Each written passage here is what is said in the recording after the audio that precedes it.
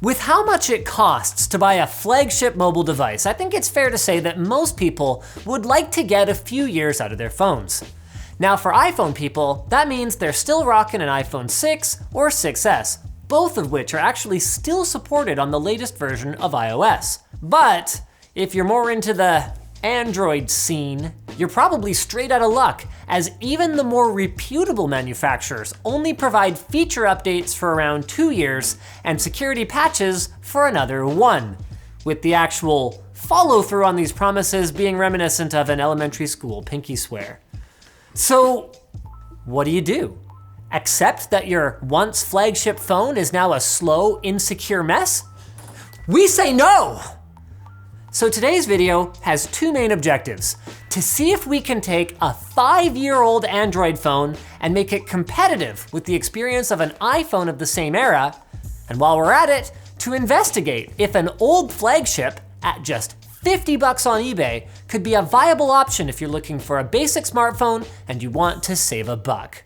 Speaking of saving a buck, Thermaltake's A500, it's not really about saving a buck, it's just really nice. It's got a modern minimalist design with brushed aluminum panels and dual hinge swing tempered glass doors. Check it out today at the link in the video description.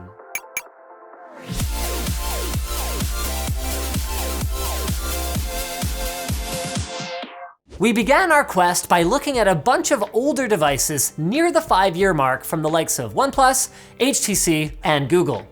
But most of them were either no longer officially maintained by Lineage OS, our ROM of choice, or weren't easily or cheaply purchasable, or didn't have a removable battery. And that last one is something we really want because no amount of fresh software is gonna fix a worn out lithium battery. We were actually getting kinda discouraged until we stumbled upon the LG G3. It was a pretty big deal when it launched back in 2014 with its top tier specs and, at the time, super high-res 1440 screen. And today, not only are there heaps of them for sale on eBay, but they can be had for a mere $50 with replacement batteries from companies like iFixit coming in at under 20 bucks. Perfect. Now before you run out and buy one though, make sure you get the version of the G3 that corresponds to your cellular carrier. Even though most of the changes between the variants are just the bloatware that comes pre-installed on them, it's probably not worth risking using a different one unless you have no other choice. So for us then, the D852 was the way to go. Oh, ooh, not much in the way of packaging on this thing, but hey, wow, not bad. This is in great condition. There's hardly a scuff on it. Whew, original battery. We'll definitely need the replacement one. Oh. Now, as much as we hoped that this was gonna be as simple as 1, 2, 3, click and you're done, unfortunately, Jake quickly discovered that it was going to be a bit more of an involved process. Now, there are multiple methods of gaining the administrative access that we need to install our third-party OS, otherwise known as rooting. But none of them have been updated to work on the latest version of Android that LG rolled out for the G3. Thankfully though, unlike iOS, we can downgrade Android, with the easiest method being to roll back to KitKat. Then from there, rooting is essentially 1 click. Then we can install our custom recovery software and install Lineage OS. Now we'll have some more details in a forum post down below if you guys aren't familiar with this process. Before we begin the downgrade, you guys need to know a couple of things. 1, this tutorial is specific to the LG G3. If you're looking to flash Lineage OS or some other ROM to a different phone, Google, YouTube, and the XDA forums are your best friends. 2, this process will result in your phone being completely wiped. You have been warned. Now let's get into it. Start by downloading and installing first the LG USB drivers, and second the LG Up DLL, then LG Up itself. This is the tool that we're gonna use to downgrade the phone. Once you have the software ready to go, download and extract the respective KitKat ROM for your device. We've got a D852, and we'll be using the Bell version specifically. Now, we plug the phone into our PC, go into Settings, About Phone, Software Info, and tap Build Number until it says, "You are now a developer." If only it was that easy, right? Then we go back into the main settings menu, into Developer Options, and enable USB debugging. This will allow our computer to communicate with the phone. You'll also want to swipe down on the notification tray and enable MTP USB mode. On the PC, open up LGApp as an administrator, select your device and the .tot file and click Start. Give it a couple minutes and you'll eventually be greeted by your KitKat equipped G3. Set up the phone quickly, then head over to settings and enable USB debugging again. With that turned on, we can download and run the one-click purple Drake root. Say yes to permanently rooting, as this OS is gonna be wiped for Lineage OS shortly anyway, and then we're actually getting really close now. But before we can install our OS, we'll need a custom recovery to be able to flash it. This is where TWRP comes into play. Download the TWRP app from the Play Store onto the phone, then copy over the TWRP file that's linked in the description. Select the file from your device's storage in the app and flash it, then reboot to recovery mode. Now is actually a really good time to back up your install of KitKat on the off chance that something goes wrong. So do that and copy it over to your PC. Then we can wipe everything off the device as shown. Last but not least, we'll need to grab the latest nightly build of Lineage OS for our device and open Google Apps, since they don't come with Lineage OS by default, and no Play Store on Android is a pretty rockin' bad time. So we select ARM, Android 8.1, and the Nano version for that. Then once we've got both, we can copy them over to the device and then install. Restart the phone and wha-bam! Lineage OS is good to go! From here, you can install any missing Google apps from the Play Store, because basically none of them come by default, and then you can optionally install the Magisk root if you'd like to do root-related things. Not everybody's into that though. So all that's left now then is to take this puppy for a little test drive. For the $70 total that we spent, is this a compelling option? Let's put it up next to our iPhone, which, believe it or not, still costs nearly twice that much on eBay, and find out. Well, one thing's for darn tootin' sure. Apple, while they definitely didn't have a screen size advantage at this point in time, or resolution advantage, definitely had brighter screens. Like that is a marked difference. I don't even think the iPhone's at max. I think it's a Lineage OS thing, because as I recall, when this was stock, it was a little brighter. I'm not 100% sure, and that sounds a little bit weird, but I kind of feel like it was better before. All right, well, why don't we go ahead and fire up a video? Do you need some help? Yeah, can we just go to the beginning? Ready, 3, 2, 1, and go. Okay, well, I did. Whatever, close enough, cool. There you go. All right, you gotta give Apple credit for the color accuracy of their displays, though even back then, you can tell this is far more true to life than this is. It's more washed out, it's a little bit too warm. The screen is so much bigger on here. Yeah, it's definitely gonna be better for content absorption, consumption. So I downloaded PUBG on both of them, right? Which is it's a big game, like about 1 gigabyte. Yeah. And it was completely done along with the like 10 other apps I downloaded on this phone before PUBG was even done on that one. One thing though is that speakers. Yeah, should we try it out? This is before front-facing speakers were really much of a thing, although the HTC One did do that around this time.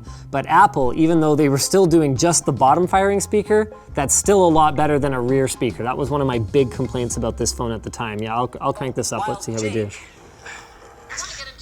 Is it harder to cover it up with your hand though? Like either way, you're gonna have to cup it, right? It sounds kind of crappy. Okay, pause it for a second. Yeah. We wanted to upstage our last. Have you dropped this in the toilet or something? This doesn't sound like a regular iPhone. No, it's basically, I dropped it, yes, but not in the toilet. Moral of the story, they both kind of sound like garbage. Yeah. All right, so gaming wise, we have PUBG Mobile loaded. It is capped at 30 FPS and we're on low settings, but how you feeling? It's playable, although I am seeing frame drops as well. Yeah, it seems like that's a common trend with mobile games, but I'm definitely having an experience that I would say is acceptable. It's kind of like Xbox 360 graphics, but if you like play one of those games on a laptop that can't quite do it. So gaming wise, we're on a pretty even playing field, but let's try web browsing. So I think for this test, we should just load up a couple of the same websites. Wow, you're already typing things. Great, Alex. It's working fine. It's working fine. It searches for FU Jake really well. Okay.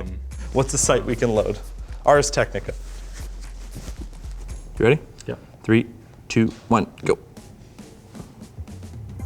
All right, so Android looks like it was winning a little bit there. Yeah. It still hasn't even loaded all the way on there. LTT forum? Yeah, sure. Let's go to the corporate site because I think we already did the forum earlier. Let's go Linus Media Group. Ready? 3, 2, 1, go. Oh, iPhone's really chugging now. I mean, like final load time, I think we're pretty close. Yeah, true. It did look like at the start there that this was going a little bit faster, but I think that was just, I mean, overall they're both pretty similar. I mean, it looked like the G3 was edging out a little bit at the start, but overall, acceptable, usable, pretty similar. We can take a quick look at Lineage OS. It's, for those not familiar, it's very similar to your stock Android experience, so to speak.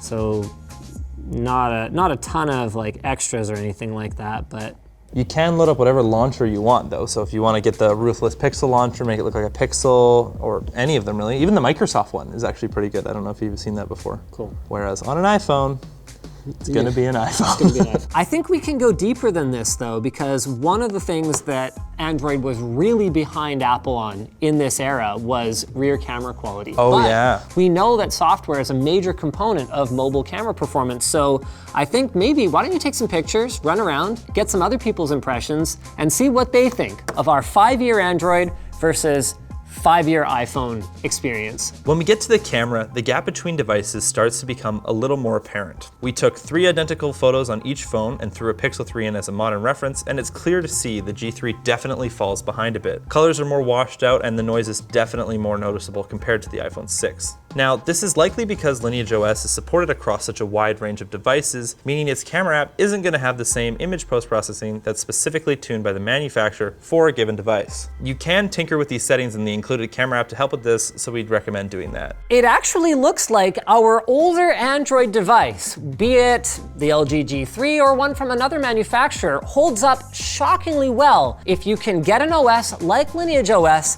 that is fully supported with security updates. I actually am blown away by how much phone we got for just $70 after we replaced the battery with a brand new unit, which remember, makes this thing, because it's not like SoCs degrade over time, functionally brand spanking new.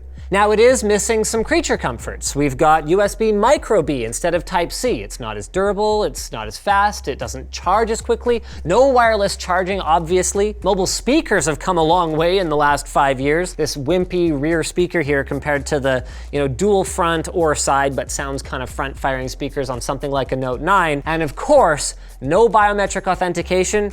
Really did feel like going back in time compared to facial scanners or fingerprint scanners, especially the ones under the screen and the like. Bottom line is, unless you need iMessage, this is looking like a very compelling option if you want to save a buck and you've got the time to invest in it. Or if all that looks like way too much work, an older iPhone is still a solid choice. Just make sure the battery is up to snuff.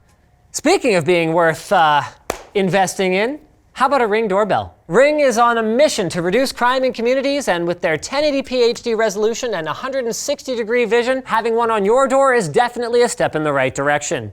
They've got an adjustable motion sensor, 2-way audio so you can talk to whoever's at your front door, it's Wi-Fi capable so you can always check what's going on wherever you are, and it's powered by 8 to 24 volt AC, so that's your existing doorbell wiring or the battery bank. It connects via an app that can work on your smartphone or desktop with Mac and Windows support, and they've got a special offer at the link below for their doorbell camera kit that includes the Video Doorbell 2, a spotlight cam, and a solar security sign. So check it out at ring.com/LTT. We're gonna have that linked below.